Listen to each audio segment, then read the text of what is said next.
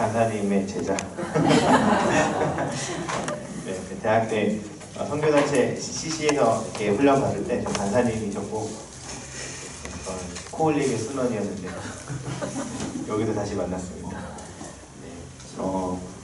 네, 마지막 강의인데 네, 여기까지 달려오시느라 너무 수고 많으셨고 네, 많이 애쓰셨습니다. 이제 곧 수료를 앞두고 계시잖아요. 네, 그동안 달려오신 우리 옆 사람을 향해서 그 격려와 축복의 박수를 한번.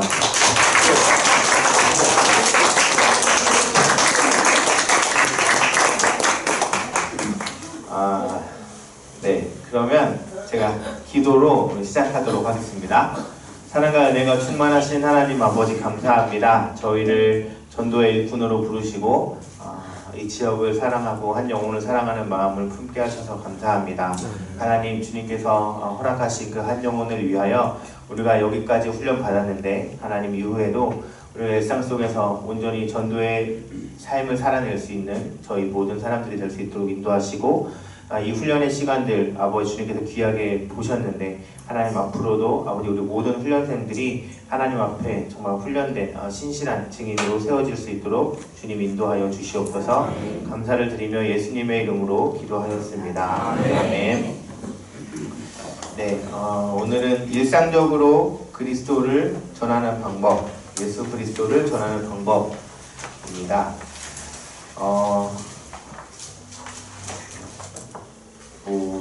한 1910년도쯤에요. 에딘버러에서 선교사들이 모였어요. 그 당시에 이제 영국의 에딘버러에서 세계에서 사역하고 있는 모든 선교사들을 다 모았어요. 그래서 우리가 좀 선교를 효과적으로 해보자 이런 이야기들이 있었습니다. 그래서 그게 제1차 에딘버러 선교대회인데 그 자리에서 모였을 때는 굉장히 분위기가 낙관적이었어요. 그래서 야, 이제 우리 조금 있으면 우리 이 세대에 다 복음이 전해질 거야. 이제 이 시대에 복음이 끝까지 증거되고 이제 주님이 곧 다시 오실 것 같아 라는 그 희망적인 분위기가 그 대회 속에 있었습니다. 그래서 선교사들이 모여서 우리가 어떻게 하면 조금 더 효율적으로 복음을 전할 수 있을까 이것을 고민했어요. 그래서 우리가 기구가 좀 있어야겠다. 복음에 대해서는 이런 담당할 수 있는 기구를 하나 만들고 또 신앙에 대해서 또 신학적으로 논의할 수 있는 기구도 만들고 또 우리 삶의 현장에서 어떻게 할 것인가 그리스도인들이 어떻게 할 것인가 하는 기구를 이렇게 만들어서 우리가 이걸 좀 활용해서 세계 복음화를 앞당겨보자 이런 취지에서 1910년도에 모임이 있었습니다. 그런데 그런 낙관적인 분위기가 계속 가지 않았죠. 왜냐면 1910년도니까 조금 있으면 1차 세계대전이 일어났잖아요. 근데 1차 세계대전을 일으킨 나라들이 다 기독교 국가라고 하는 나라들이었어요.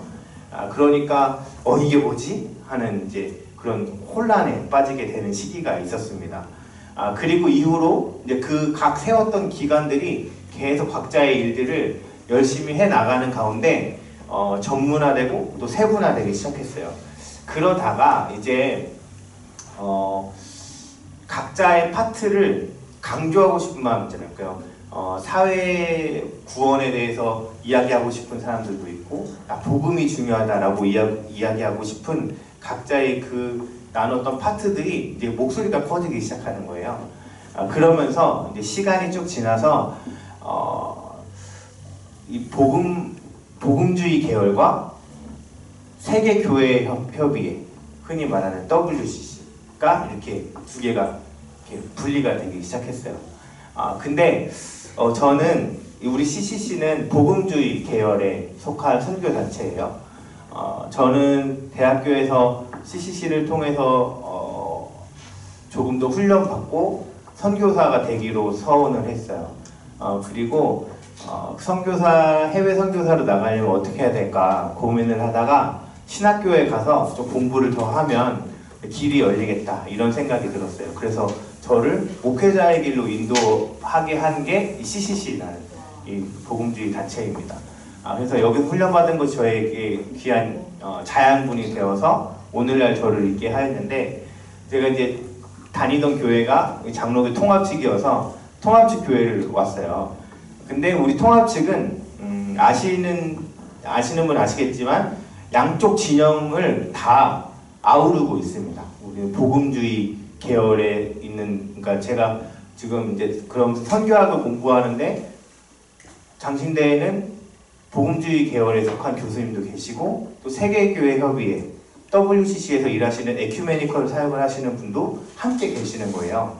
저는 복음주의 계열에서 이렇게 훈련받고 와서 교단에 속해서 선교학을 공부하는데 여기는 이제 이 에큐메니컬을 하시는 분들도 같이 계시는 거죠. 그래서 제가 이 양쪽 사이에서 고민이 좀 있었어요. 야, 이거 이쪽은 복음, 그러니까 쉽게 말씀을 드리면 한쪽은 복음 우선 영혼 구원해야 된다. 우리가 지금 공부하고 있는, 우리 지금 눈앞에 있는 영혼들을 빨리 구원해서 이 세대에 빨리 지상명령 성취를 이루어야 한다라는 이쪽의 목소리. 한쪽은 사회도 구원해야 된다. 우리 그래서 학교도 지어야 되고 병원도 지어야 되고 선교지에 나가면 이 사람들 지금 당장 빵이 없는데 같이 이 빵도 주면서 복음을 얘기하지 어떻게 교회로만 오라고 할 수 있냐, 이런 이제 나름 일리가 있잖아요, 다들. 그래서 이제 이 양쪽 진영에서 제가 정체성에 약간 좀 혼란을 겪었던 시기가 있어요. 어떤 것이 맞는 것인가 고민이 되는 시기가 있어요. 물론 다 맞습니다. 그래서 지금도 양쪽의 진영은 지금 다시 하나로 이렇게 모아지고 있는 추세예요. 그러니까 한때는 서로 이렇게 복음주의와 에큐메니컬이 굉장히 사이가 안 좋았었던 적이 있지만 지금은 다시 한 지점으로 가고 있는 신학적 흐름이 있습니다. 그런데 제가 드리고 싶은 말씀은 뭐냐면 복음이 먼저다 아니면 사회 구원이 먼저다 이런 서로의 주장들 속에서 그래도 만나는 지점이 있다는 거예요. 그 만나는 지점이 어디냐면 바로 여기 오늘 제목 일상이라고 저는 생각합니다. 일상적으로 그리스도를 전하는 방법이 오늘 그 강의의 제목이잖아요. 복음을 먼저 우선시하는 사람도 그리고 사회 정의와 구원을 먼저 이야기하는 사람도 사실은 복음 그 모든 그 양쪽 진영이 만나는 그 자리가 바로 일상이라는 생각이 저는 들었습니다.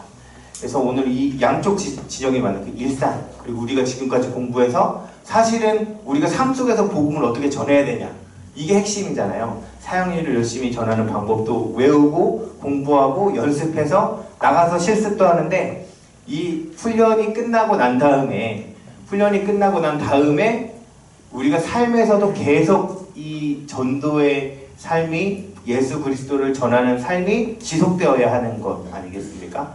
그래서 이 일상적으로 예수 그리스도를 전하는 방법 이 과를 통해서 여러분들이 삶의 모든 순간을 전도의 기회로 삼아내시기를 바라고 또 그렇게 하나님께 기도하고 나아가는 모든 우리 훈련생 여러분들이 되시면 좋을 것 같습니다.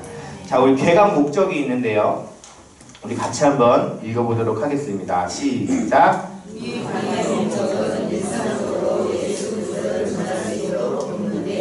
네, 일상에서 어떻게 전도를 할 수 있냐 이제 이 이야기를 하고 있는 것입니다.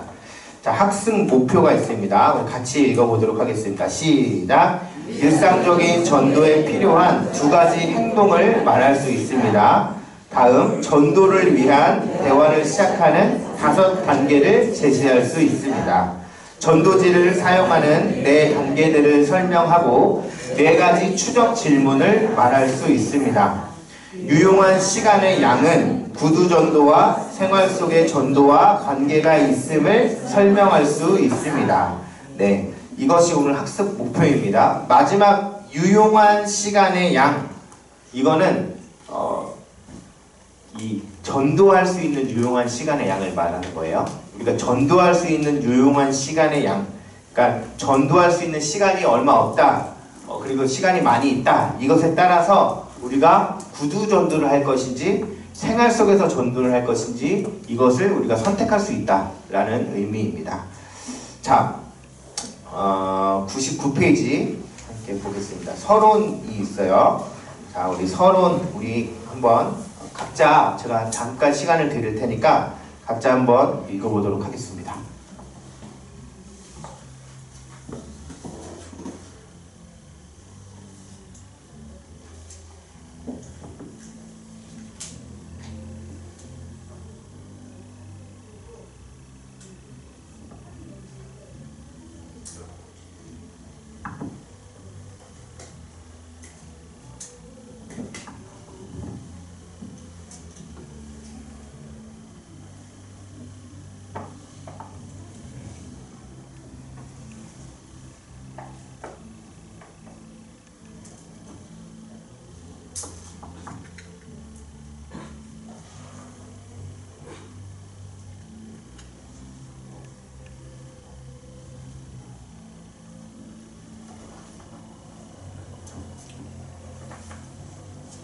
네, 위에 있는 사례 연구를 한번 읽어보셨죠? 네, 이 선이라는 사람의 핵심은 뭐냐면 그러니까 시간이 없어서 전도를 못하겠다 이 얘기잖아요. 내가 시간이 없는데 어떻게 일일이 다니면서 전도를 할 수 있냐? 이 이야기입니다. 그런데 분명한 사실이 하나 있어요. 우리가 시간의 많고 적음에 앞서서 우리가 먼저 좀 기억해야 될 사실이 하나 있습니다. 뭐냐면 우리가 쓰임받기를 원한다면요. 우리가 하나님 앞에 쓰임받기를 원한다면 우리의 일상, 뭐 사는 곳 혹은 직장 아니면 뭐 어디든 간에 우리가 그리스도의 증인이 될 수 있다라는 사실입니다. 이것은 변하지 않는 사실이잖아요.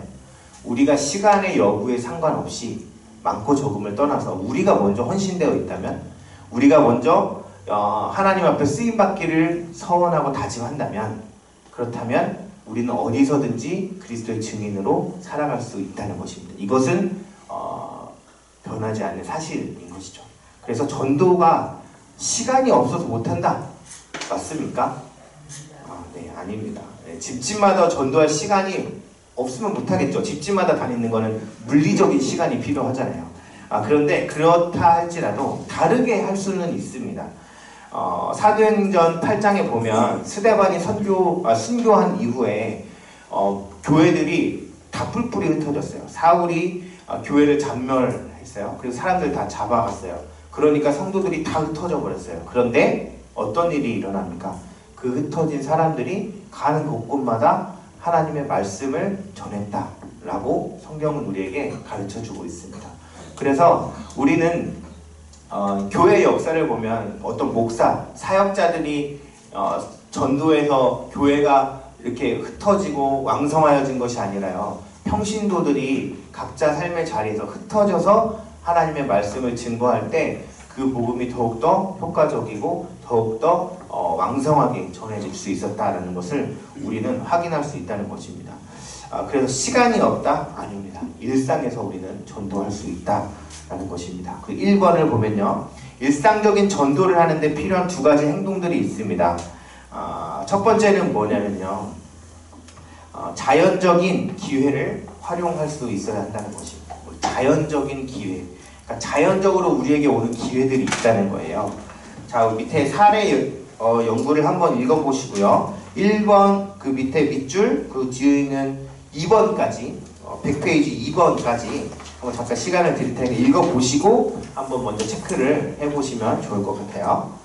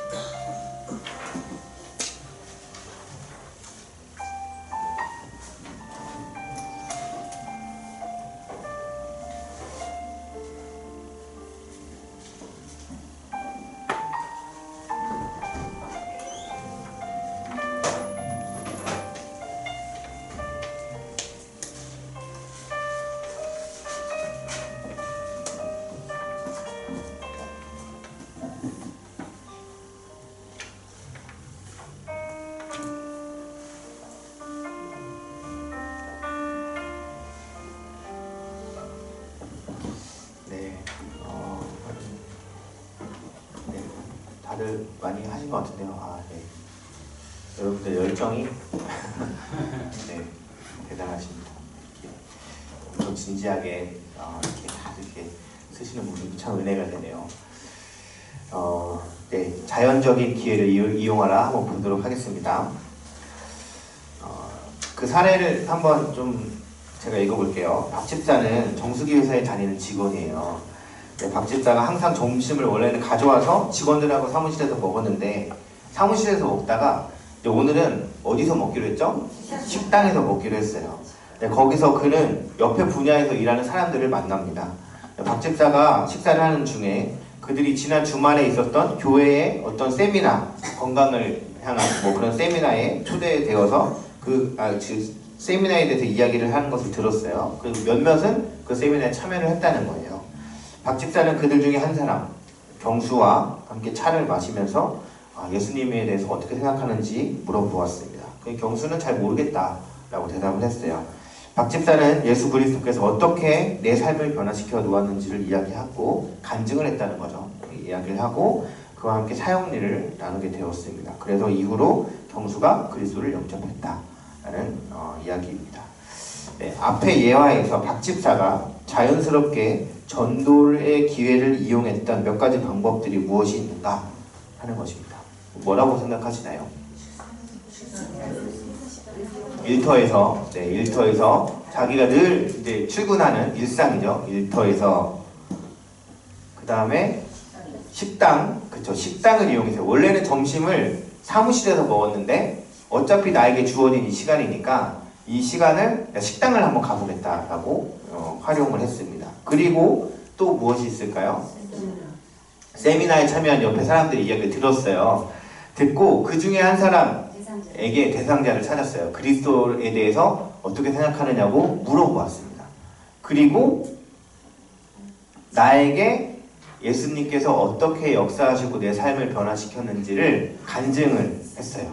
그 사람에게 간증을 했어요. 그리고 사형리를 나누었습니다. 네, 너무 이상적인, 너무 아름다운 이런 좋은 사례 아닙니까?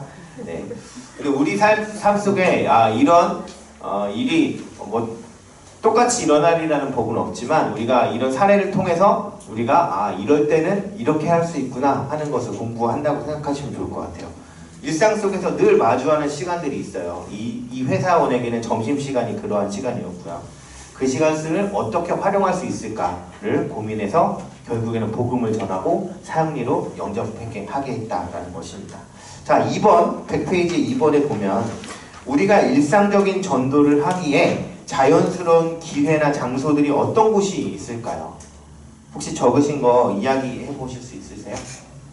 나에게 다 다를 것 같아요. 이거는 다 상황이 다르고 뭐 일을 하시는 분도 있고 뭐 다 우리의 삶의 모습이 다 다르니까 나에게 자연스럽게 예수 그리스도를 전할 수 있는 장소가 어디일까? 혹시 그냥 편하게 이야기를 해보실까요? 저는 아파트에서 청소하는 아주머니들, 청소하는 아주머니들, 경비원 아저씨들, 또 관리실 직원들, 네네, 이런 분들하고 네, 그런 분들에게 자연스럽게 이제 주민과 그렇게 관계로서 그렇죠. 네, 좋습니다. 또 다른 케이스.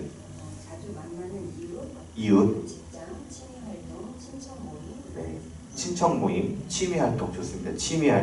취미활동을 저는 어디 우리 교회를 오래 다니면 이 대인 관계가 이제 이렇게 교인들 위주로 편성이 되잖아요. 저는 말할 것도 없고요. 저는 주변에 비그리스도인들이 잘 없는 편인 것 같아요. 다들 만나면 이제 뭐 목사님들 만나고 뭐 그런 상황이니까 여러분들 일부러라도 그런 지역의 동호회 이런 거 있잖아요. 좀 찾아가셔서 동호회 활동도 좀 하시면 너무 좋을 것 같습니다. 운동하면 마음이 확실히 열려지고 서로 같이 이야기할 수 있는, 운동하다 잠깐 쉬면서 이야기할 수 있고. 맞아요. 미용실도 있고요. 맞아요. 머리 하는데 2시간, 3시간 걸리잖아요. 그 시간은 너무 좋은 시간인 것 같아요. 머리 하는 시간. 떡집. 맡겨놓고 기다리는구나. 여담이지만 저희 외갓집이 옛날에 떡집을 했어요. 떡집을 하면 새벽부터 이제 명절 때면은 그 자식들 그 떡 해준다고 새벽 4시부터 떡 그 쌀을 그 줄 서는 거 아시죠?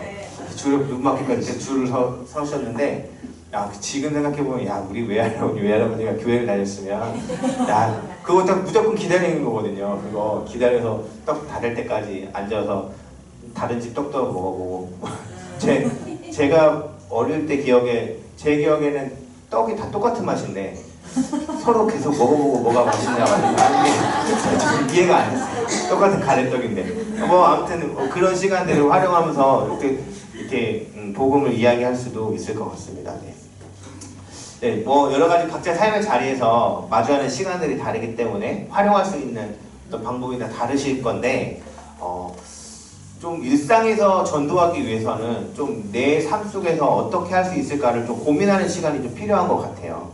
근데 전제되어야 할 것이 있다고 저는 생각합니다. 뭐 이웃들 아니면 뭐 누가 뭐 떡집, 미용실, 뭐 친척, 동호회 다 좋은데 전제되어야 할 것이 있어요. 뭐냐면 평상시 나의 삶의 태도입니다. 이게 정말 중요한 것 같아요. 평상시에 내가 어떠한 표정으로 또 어떠한 삶으로 그들에게 보여졌는가 이게 전제되지 않으면 그 이후의 스텝이 나가기가 좀 어렵지 않을까. 그래서 전도를 해야겠다 우리가 결심을 했다면 지금부터 내 삶의 미소와 이 표정을 먼저 바꾸는 것이 필요하다고 생각합니다. 아마 이 사례에 나왔던 박집사요. 박집사도 제 생각에는 최소한 경수와 인사 정도는 하고 지내는 사이는 아니었을까. 네. 그렇지 않을까요? 아무리 옆부서이지만 전혀 아무런 교류도 없는데 가서 뭐 이렇게 말을 거는 거는 사실 좀 어렵잖아요. 평소에 웃는 얼굴로 인사라도 하는 정도였으니까 여기까지 올 수 있었던 것 같다고 저는 생각합니다. 그래서 전제되어야 할 것은 평상시 나의 삶의 태도가 어떠했는가 이것을 먼저 점검하는 것이 중요하다고 생각합니다. 자, 두 번째, 우리가 일상적인 전도를 하는데 필요한 두 가지 행동들. 첫 번째는 자연적인 기회를 활용하는 것이었고요. 두 번째로는 전도의 기회를 찾을 수 있도록 당신의 활동들을 계획하라 라는 것입니다. 이 책이 이제 번역이다 보니까 조금 제가 그냥 편하게 말씀을 드리면 전도를 위해서 작전을 짜라 이 이야기라고 생각합니다. 작전을 짜야 되는 거예요. 우리가 아까도 말씀드렸지만 준비가 되어 있다면 우리를 전도할 상황으로 하나님이 이끌어 주신다. 우리가 헌신되기로 작정했다면, 그래서 한 영혼을 만나게 해 주신다. 우리가 준비가 되어 있다면 이것을 기억하는 것이죠. 자, 이 작전을 짜는 것 우리 사례 연구를 한번 읽어보시고요. 1번, 2번까지 잠깐 2, 3분 시간을 드릴 테니까 한번 먼저 작성을 해보시고 또 이야기를 나누도록 하겠습니다.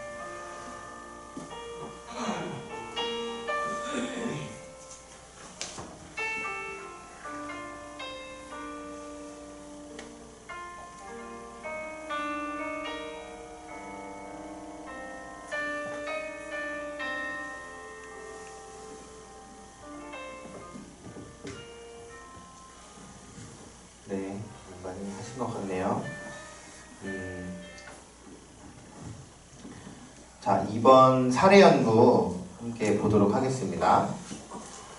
오집사는 회사 전선부에서 일하는 그 평범한 직장인이었어요. 근데 경건의 시간을 하는데 어느 날 내가 불신자에게 복음을 좀 전해야겠다, 내가 접촉해야겠다 라는 결심을 했어요. 이건 개인의 경건의 시간 속에서 하나님과 그런 결단, 하나님 앞에 그런 결단을 한 것입니다. 그래서 주변을 좀 살펴보았더니 회사 근처에 점원하고 상점의 점원과 좀 친해지기로 작정을 했습니다. 그래서 일하는 사람을 만났고 또 거기서 서로 이야기를 하면서 전도 소책자를 전해주었고 자기의 그것에 대해서 자기의 의견을 좀 나누면 좋겠다고 이야기를 했습니다. 그래서 하루를 날짜를 잡아서 이제 의견을 들으러 오기로 했고 이 오집사가 이후에 그 의견을 물었고 사형리를 전해서 예수 그리스도를 영접했다. 그리고 이후에 계속 방문해서 그리스도와 새로운 관계에서 성장하는 방법, 그러니까 양육을 했다는 것 같아요. 계속해서 그 사람 관리하면서 양육을 하게 되었다라는 것입니다. 자, 여기서 우리가 발견할 수 있는 전도의 기회를 찾았던 어떤 작전 무엇이 있습니까? 먼저 이 오집사가 무엇을 했습니까? 경건의 시간에 그쵸, 결심을 했어요. 먼저 결심을 했어요. 내가 불신자들을 좀 접촉해야겠다 하는 하나님 앞에서의 결단이 먼저 있었습니다. 먼저 접촉을 결심했고 그 다음에는 살펴보다가 그쵸, 누군가를 찝었어요. 대상을 특정했어요. 그러니까 그 회사 근처의 상점의 직원이라고 구체적으로 누구를 딱 찝었어요. 그 다음에 그를 접촉했죠. 가서 만났어요. 그리고 복음에 관해서 전달을 했어요. 기회를 준 거죠. 복음을 소책자를 통해 주었고 이후에 그 의견도 주고받으면서 결국 사형리를 영접했습니다. 그리고 지속적인 만남을 이어갔습니다. 1번하고 첫 번째 접촉을 하고 그 다음에 누군가를 전도해야겠다. 저 사람이다. 대상을 찍었다. 여기까지는 내 마음 속에서 일어난 일이잖아요. 여기까지는 내 마음이에요. 내 안에서 나 혼자 일어난 일이에요. 근데 그 다음 접촉하는 것부터는 이제 우리가 조금 신중할 필요가 있다고 저는 생각해요. 그리고 배려가 반드시 필요하다라는 것입니다. 이 사람이 찍은 사람이 지금 그 역시 상점에서 일하고 있는 직원이었어요. 그러면 그 사람의 근무 시간에 가서 막 이제 그런 어떤 영업이나 그 사람의 근무를 방해하는 면서까지 우리가 해서는 안 된다라는 것입니다. 그러면 그 사람의 사장님이 그거를 싫어할 거 아니에요? 그리고 그 사람이 곤란하게 된단 말이죠. 그러면 절대로 복음을 전할 수가 없어요. 그러니까 그쵸, 기회를 봐야 돼요. 그 사람의 기회. 근데 예를 들어서 뭐 굉장히 좀 지혜가 저는 이 여기에서는 많이 필요하다고 생각하고 또 성령님께 우리가 순간순간마다 구하면서 어떻게 말해야 되고 어떻게 행동해야 되고 하는 것들을 계속 기도하면서 나아갈 때 그때 주시는 마음대로 잘 붙잡을 필요가 있다고 생각합니다. 그래서 우리가 신중과 배려를 꼭 마음에 새기고 그 사람에게 접촉을 하는 것입니다. 꼭 그럴 일은 없지만 이웃에게는 애기 엄마다 직장을 다니지 않는다. 그래서 아무 때나 이렇게 편하게 접촉을 할 수 있다라고 생각할 수 있지만 그 아이의 엄마 입장에서는 예를 들어서 내가 아침에 아이를 막 분주하게 보내서 어린이집 남편 출근시키고 어린이집 보내고 하고 잠깐 내가 쉬는 시간이야. 정말 나 혼자 커피 한잔 하는 시간이 유일한 힐링의 시간인데 이 시간에 막 옆집에 와서 막 찾아오면 싫어할 거 아니에요. 그러니까 우리 처음에는 모르고 갈 수 있지만 그거를 잘 파악을 하는 게 좀 필요하지 않을까 하는 생각도, 이게 케이스가 너무 다 다르기 때문에 그 사람의 성향과 상황을 잘 이용할 필요가 있다고 생각합니다. 자, 2번 볼까요? 사람들을 만나 예수 그리스도를 전할 기회를 마련하도록 당신이 계획할 수 있는 또 다른 활동들이 무엇이 있습니까? 그러니까 우리가 전도를 하기 위해서 우리가 사람들을 접촉하고 또 우리 나름대로의 마음의 작전을 짤 수 있는 그 일들을 좀 물어보는 거예요. 여러분들은 어떤 계획들을 세우실 수 있습니까? 저는 동호회 활동을 좀 찾아서 했던 편이에요. 그렇게 너무 믿지 않는 사람들을 좀 만나고 싶은 마음이 있어서 동네 지역의 동호회 이런 데를 좀 찾아가서 그 사람들에게 뭐 결국 처음부터 내가 목사다라고 얘기는 하지 않지만 결국에는 이제 밝혀지니까요. 그러면 행동을 아주 잘 해야겠죠. 가서 인사도 잘해야 되고 뭐 그런 모습들이 필요하더라고요. 네. 뭐 비그리스도인들과의 접촉을 많이 해야 우리가 전도할 수 있는 기회도 많아지는 것은 너무 당연한 일이고 우리의 관계가 이 교회 안에 갇혀 있다면 그것을 또 넓힐 필요가 있는 것 같습니다. 뭐 직장 생활 하실 때도 회식 가면 직장인들 다 불편하잖아요. 술 안 마시는데 술자리 계속 있는 거 너무 힘들고 그렇지만 끝까지 있는 게 버티는 거죠. 그래서 끝까지 다 택시 태워 보내드리고 다 끝까지 이렇게 하셔서 그리스도 네, 거기서 좀 덕을 좀 보이는 게 어떨까. 직장생활 해보지 않아서 제가 뭐 이렇게 자신 있게 말씀드리지 못하겠어요. 저 그 상황을 잘 몰라서 네, 뭐 그냥 네 그런 생각이 좀 들었고요. 네, 어쨌든 여러분들은 어떤 것을 적으셨나요? 저는요. 네. 아파트 후문에 공원이 있어요. 네. 근데 3시에서 5시 사이에 동네 아줌마들이 한 10명이 모여요. 거기에 네. 정기적으로. 정기적으로 네, 나가다. 그런데 그걸 놓고 훈련 시작하기 전부터 그분들을 전도를 하려고 제가 가끔 나가서 이렇게 놀아요. 그런데 많이 모여 있으니까 네. 지난번에 맨 처음에 시작할 때 거기 가서 전도지 주었어요. 네. 감성교회. 네. 감성교회구나. 그러기 전에 이제 어떻게 관계를 맺느냐면 뭐 집에 먹을 거 있으면 가지고 와서 좀 나누시고 아이스크림도 사고 네. 그래서 그냥 친하게 네. 그냥 아니래도 네. 그냥 그렇게 지냈는데 많이 모여 있으니까 어떻게 사용일을 해줄 수가 없어요. 그러면 뭐 많이 모여 있다. 그러면 그 중에 좀 이렇게 교회를 다니시는 분과 관심 있는 분 이렇게 좀 구분이 되지 않을까요? 어느 정도 이제 친분이 생기게 되면 교회를 다니시는 분도 많으니까 분명히 교회 다니는 분이 있을 거고 다니다 만 분도 있을 거고 관심이 있는 분이 있을 거고 뭐 이렇게 좀 구분을 좀 해서 교회 다니는 분은 일단 다니시니까 두고 그 다음에 다녔다가 안 다니는 분 그리고 관심이 있는 분 요 그룹을 한번 네, 요 그룹을 좀 이렇게 공략을 하시는 게 그런데 네. 다니는 분은 권사님 한 분 있는데 권사님 전혀 얘기하지 않으시고 네. 다른 분들은 안 나가시는 거예요. 안 나가는 분들. 그 권사님 혼자서 뭐 혹시 그 권사님도 혹시 그 마음의 작전을 세우고 거기 지금 무리에 속해 계신가요? 그런 분은 아니신가요? 네. 저는 우선이 네.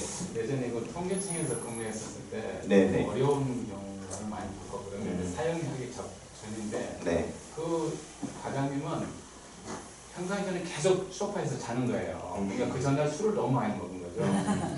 근데 결제를 하려고 하면 저한테는 계속 카트를 하는 거예요. 결제에 대해서 계속 민단 말이에요. 네. 왜냐하면 그 전날 가서 회식 자리에 같이 식당 먹어야 되는데 식당 먹기보다 그냥 앉아서 같이 이제 대화를 해주잖아요. 네. 2차를 가려면은 자 이쯤에 대해서 여기서 헤어질 사람 있지? 자네? 저한테 가서 가라는 거죠. 네. 그래서 이제 그때 당시에 술을 먹어서 그러면 같이 이렇게 동료인 직장에 승계를 좀 해야 되나? 저는 갈등이 있었는데 아무튼 제가 느껴본 것은 승계를 못 하더라도 그 과장이 결국에 느꼈을 때는 그래도 믿는 사람들이 직장에서 일은 착실히 하네. 이제 이런 느낌을 받아서 네. 그들 지금까지 잘 지내고 있습니다. 네. 최후 승리를 얻으셨군요. 술 많이 먹는 사람들이잖아요. 네. 술을 좋아하는 사람들은 그것을 많이 요구를 하니까 그쵸. 어려움이 너무 그 술을 같이 안 먹어주면 이게 망상해. 네, 잘 모르겠지만 왜 그런지 모르겠지만 술을 같이 안 먹으면 뭔가 좀 우리가 유대 관계가 잘 안 생기는 그런 느낌. 그분은 딱 술자리에 가면요 입을 그 술 맛이 그렇게 좋은가 봐요. 입맛을 다시는 거예요. 네, 내가 그 퇴근 시간마다 딱 눈을 뜨는 거예요. 1시간 전부터. 내내 자다가. 예, 기숙사가. 퇴근 시간 1시간 전에 이제 술 드시러 가야 되니까 이제 컨디션을 좀 결제권을 구해야. 가져와서 결제를 하려면 굉장히 두렵잖아요. 그럼 다른 사람들은 통과돼요. 그럼 저 같으면 글씨 하나를 토이토이를 다 읽어가면서 그냥 계속 갑자기 할 때. 시중에 그 와중에 그걸 다 검토하시고. 네, 그런 분들이 있어요. 네, 참, 이 직장 생활의 어려움이 네, 술을 마시지 않음으로 인해서 여기 뭔가 차별 이런 거잖아요. 네. 네. 그래도 그런 경우에는 어떻게 극복을 합니까? 뭐, 그러니까 다른 면에서 성실하게 내가 다른 맡겨진 면에서 일을 먼저 완벽하게 하는. 출근하고 네. 먼저 출근하고 이제 좀 허드레일 같은 것들, 뭐 네, 이런 것들, 앞서서 솔선수범하고. 뭐 사무실에 정리하는 것들 이런 것들을 하는 편이죠. 네. 그냥 술을 먹으면 그걸 안 해도 되는데 술을 안 먹어서 그거를 네, 술 하시는. 먹으면은 결제도 그냥 네, 그렇군요. 그거는 좀 그 과장님이 좀 그러시네요. 그 술을 같이 안 한다고 이렇게 그걸 반려하고 또 엄격하게 기준이 다른 거 아닙니까? 그러는 과정에서도 이제 간혹 한 번씩 얘기하면 우리 부인도 약간은 뭐 예수 얘기를 하면서 술을 안 먹으면 하여튼 뭐 모든 거 뭐 자동차 모든 거 다 사주겠다 이제 그런 얘기를 나중에 이제 하시더라고요. 그래서 아 이분도 술을 아무튼 끊고 그 이제 부인이 얘기하는 것에 좀 경청을 하고 있구나 하는 그런 느낌은 받았습니다. 네. 그 약간 우리 저기 그리스도인들은 그 이미지 싸움인 것 같아요. 우리가 세상 속에서 어떤 사람들에게 어떤 이미지로 살아가는가. 우리 전도할 때도 그렇고 또 직장에서 그리스도인의 어떤 영향력을 흘려보내는 것도 우리가 그 사람들에게 어떻게 보여지는가. 야, 그 교회 다니는 사람들은 이렇다 하는 것들이 우리를 통해서 좀 보여지게 되는 거 아닐까. 그 싸움이 쉽지 않은데 정말 너무 쉽지 않은데 그 목사들은 잘 몰라요. 어떤지. 네, 여러분들은 직장에서 직접 부딪히는 분들이시라서 정말 권투를 드리고 제가 저희들은 늘 뒤에서 기도로 여러분들 도울 수밖에 없는 것 같습니다. 자 2번 볼까요? 전도를 위한 대화를 시작하는 법입니다. 자, 전도를 위해서 이제 우리가 대화를 좀 해야 되잖아요. 작전을 짰다. 그러면 전도를 해서 어떻게 좀 대화를 해야 되는데 이 불신자들과의 관계 속에서 우리는 사실 여기까지 훈련을 받고 속셈이 있는 거 아닙니까? 그쵸? 다 속셈이 있는 거잖아요. 들키면 안 돼, 사실. 이거 왜 속셈이 있다는 걸 들키면 안 되지만 절대로 들키지 마시기 바랍니다. 근데 우리는 다 속셈이 있어요. 우리가 교회에서 막 이렇게 전도 잔치하고 막 할 때 사람들이요 다 알아요. 뭐 우리는 무슨 날을 정하고 막 오면 뭐 선물 준다고 하잖아요. 근데 사실 이제 많이 그런 것들이 좀 어려운 게 사람들이 이미 다 저기 내심 있어. 저거 주는 거 저거 그냥 받으면 공짜 아니야. 저거 다 뭐 있어. 이거 다 알거든요. 다 알아요. 네, 다. 근데 우리는 세상 속에서 우리가 전도할 마음이 있지만요. 그것을 끝까지 들키지 않는 거예요. 대신 계속 우리 삶으로 그들에게 다가가는 것이죠. 우리 전도를 위한 대화를 시작하는 방법 첫 번째 뭐냐면 사람들에게 관심을 갖고요. 친절하라는 것입니다. 관심을 갖고 친절하라. 네. 친절이 가장 큰 무기입니다. 왜일까요? 왜 친절이 가장 큰 무기일까요? 요즘 사람들이 대부분 안 친절하거든요. 친절하지 않아요, 사람들이.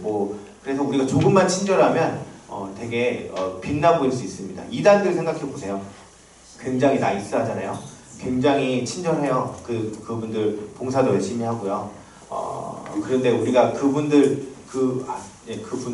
표현이 맞나? 그분들이 되게 나이스하고 열심히 한 모습으로 딱 갖추어져 있단 말이에요. 우리도 그분들만큼은 최소한 친절해야 하지 않을까 하는 생각입니다. 그래서 우리가 조금만 친절하면요, 따뜻하면 대화가 쉽게 열릴 수 있습니다.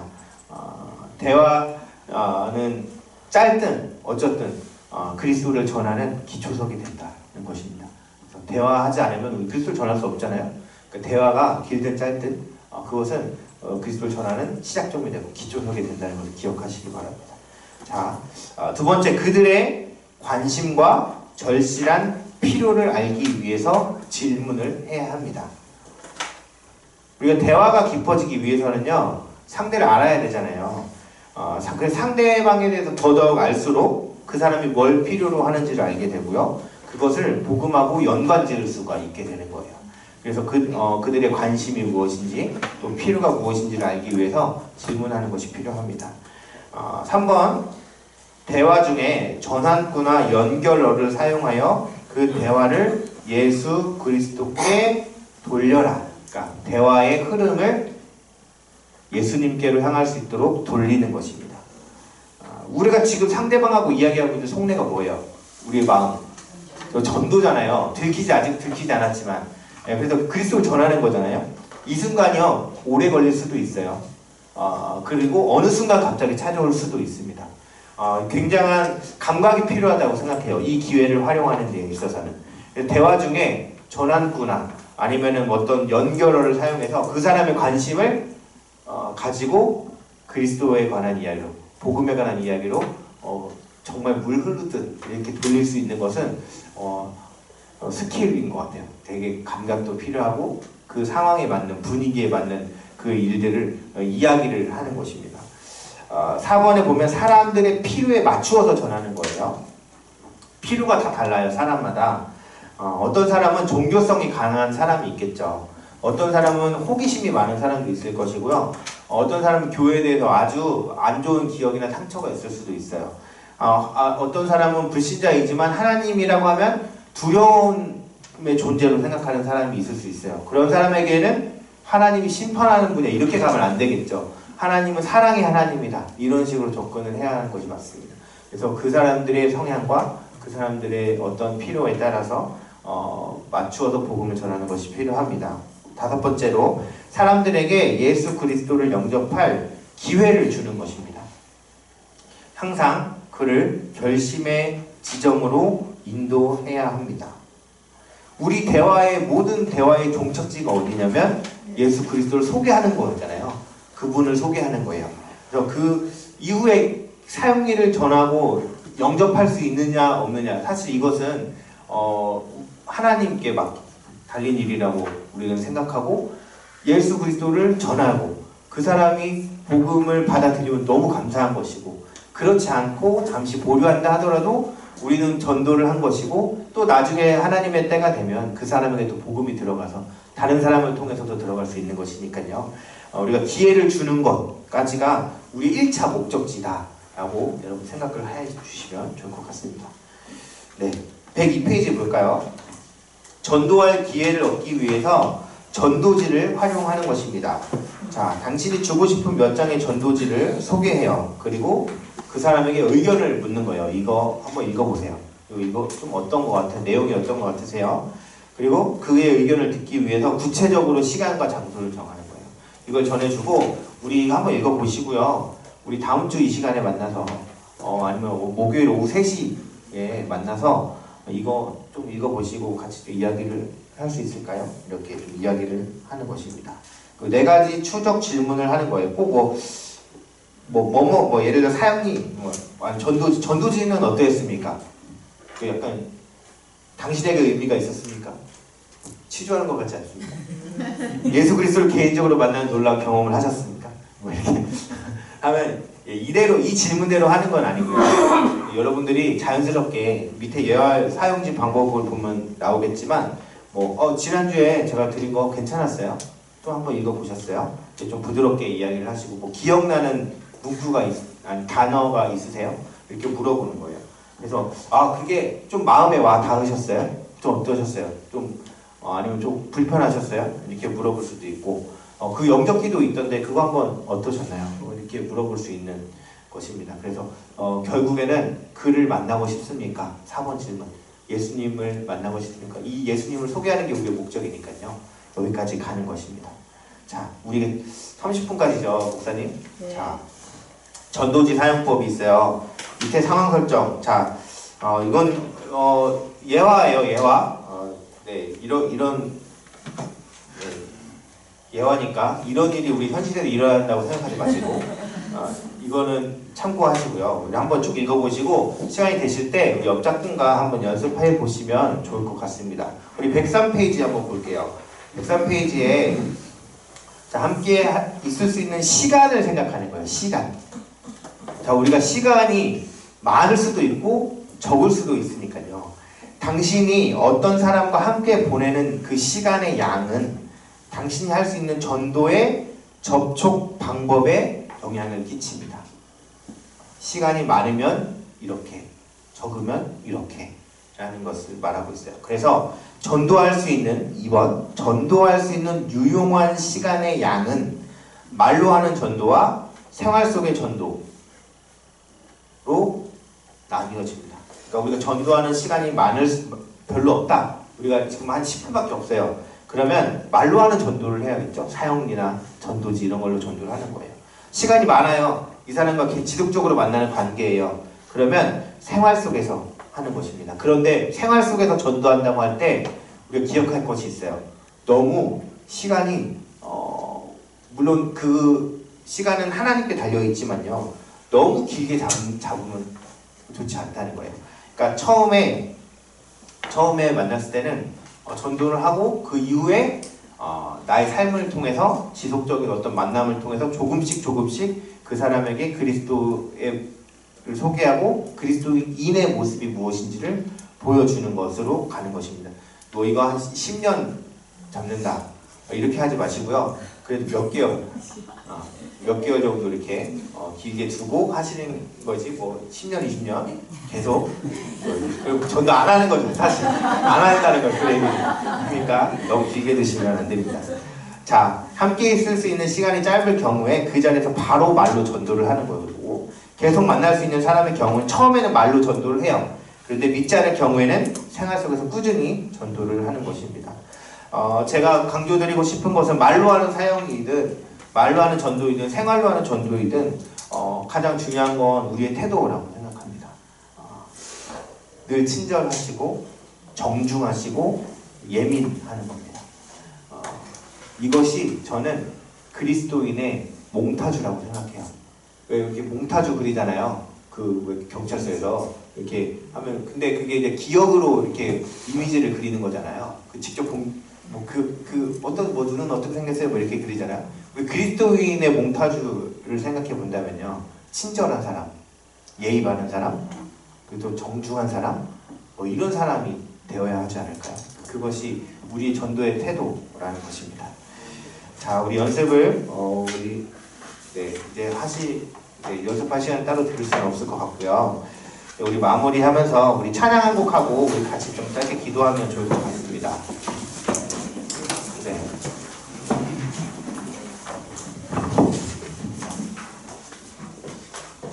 어떤 찬양을 할지 고민을 했는데요.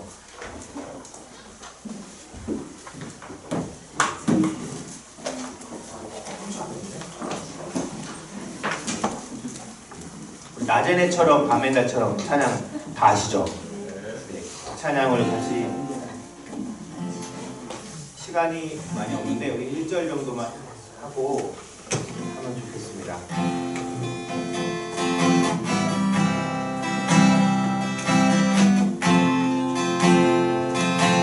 낮의 해처럼 밤의 달처럼 낮의 해처럼 밤의 날처럼 그렇게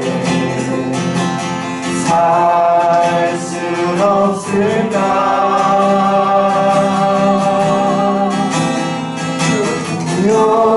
욕심도 없이 어두운 세상 비추어 온전히 남을 위해 살듯이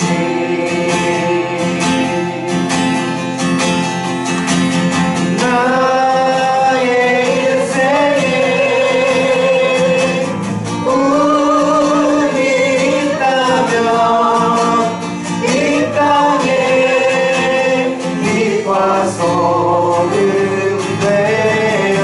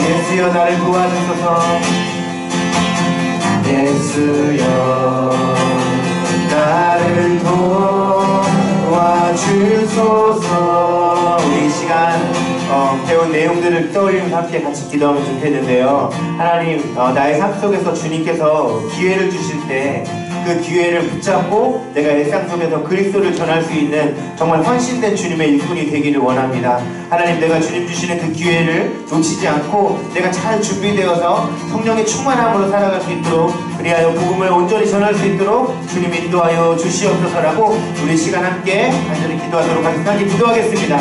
사랑과 은혜가 충만하신 아버지 하나님, 그동안의 훈련 시간을 통하여 우리를 준비시켜 주심에 감사를 드립니다. 하나님 아버지, 우리가 한 영혼을 귀하게 여기는 마음으로 이 훈련에 뛰어들었고 이제 우리의 삶을 주님을 전하는데 아버지 헌신되에 바치기를 원하는 마음으로 이 자리에 모였습니다.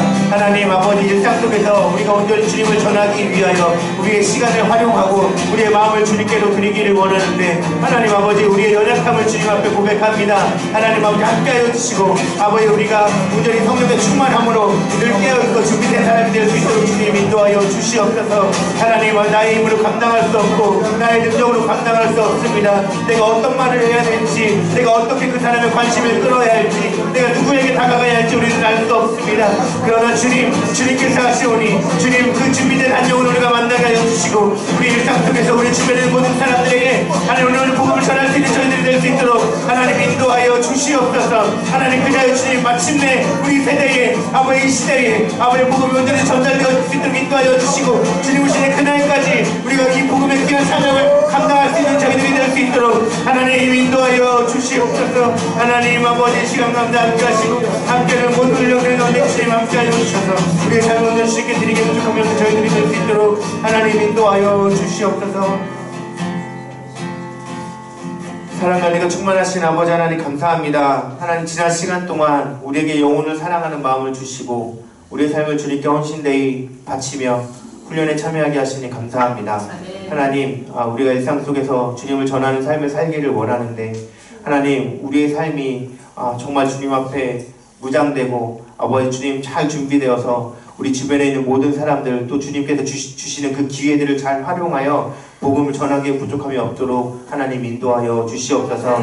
하나님, 그러기 위하여 우리가 늘 친절하고 아버지 정말 우리가 늘 정중하고 예의 있게 행동하며 우리의 삶의 태도가 아버지 하나님 믿지 않는 사람들에게도 정말 칭찬받을 만한 그런 삶의 모습들이 되어줄 수 있도록 주님 인도하여 주시옵소서. 가정에서 또 모든 가족들 관계 속에서, 친구들과의 관계 속에서, 하나님 이웃들과의 관계 속에서, 회사의 관계 속에서, 하나님 주어진 모든 상황 속에서 우리가 주님의 대사다, 내가 그리스도의 증인이다, 아버지 이런 마음 가지고 온전히 살아낼 수 있는 모든 훈련생 되게 하여 주옵소서. 감사를 드리며 예수님의 이름으로 기도하였습니다.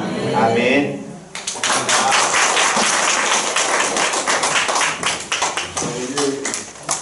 목사님 기타 치는 걸 처음 봤어요.